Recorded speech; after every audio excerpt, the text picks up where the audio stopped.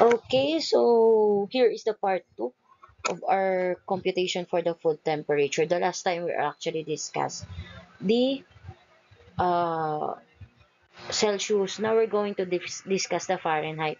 It was actually the latter part. Okay, so in food temperature again. So in food temperature again, we actually have the Celsius, which is actually invented by under Celsius, and then the Fahrenheit was actually invented by Daniel Gabriel Fahrenheit. Okay, so now last time we actually have the computation wherein if you are looking for the degrees, if you are looking for the Fahrenheit and Celsius was actually given, the formula will be degrees Celsius multiplied by 1.8 plus 32. Now, in Fahrenheit, if you are going to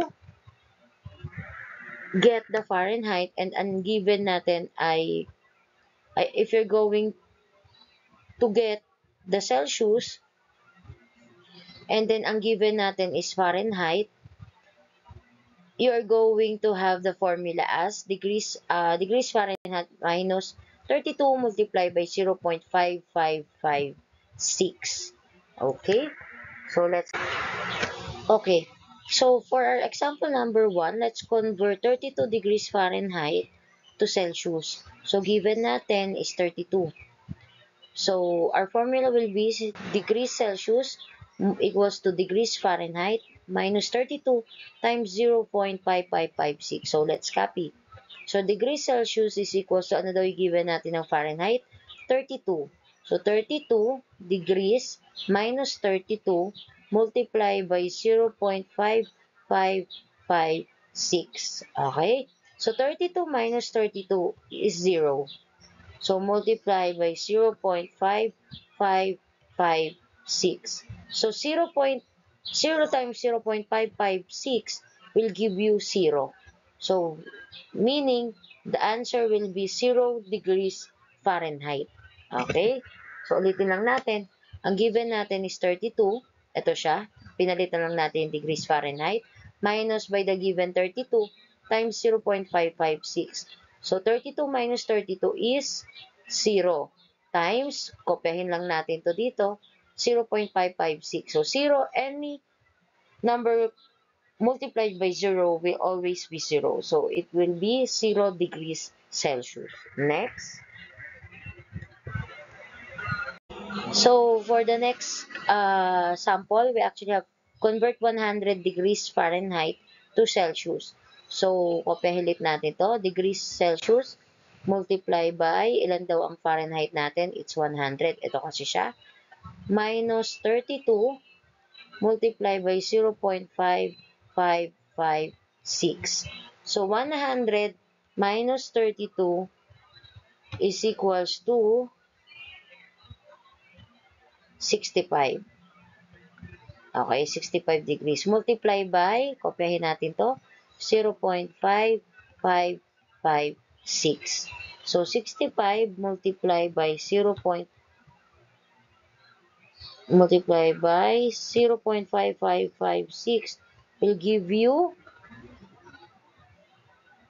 36.114. Okay? So, degrees Celsius will give you, so the total will be 36.114. Or, round down na lang natin, it will give you 36.11 kasi ang nasa tabi niya is 4. Okay, so 36.11 degrees Celsius. Next, last. Okay, for our next and last sample, the given will be 212 degrees Fahrenheit. So, yun yung ipapalit natin dito. So, degrees Celsius is equals to 212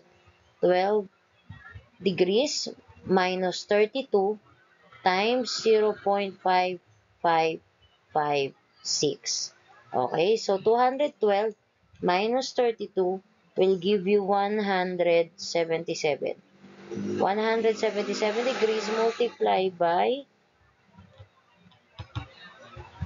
0.5556 is 98 0.5556 will give you 98.3412, or it will be given you as 98.34 degrees Celsius. Okay, so 2 digits lang tayo. So anything na pababa, kasi 1 naman yung katabi niya, okay, so it will be the same. Pero kung 5, 6, 7, 8, 9, round up tayo doon, ha? Okay, ulitin lang natin. Ang given natin is 212. Ito yon, 212 degrees Fahrenheit. Kukopihin nyo siya dito, minus the 32, and then multiply by 0.5556. So equals 212 minus 32 will give you 177 degrees multiply by 0.5556. Kukopyahin nyo lang siya dito. And then 177 degrees multiply by 0.5556 will give you 98.3412, or kunin lang natin 2 digits, so 94.34 degrees Celsius. Okay?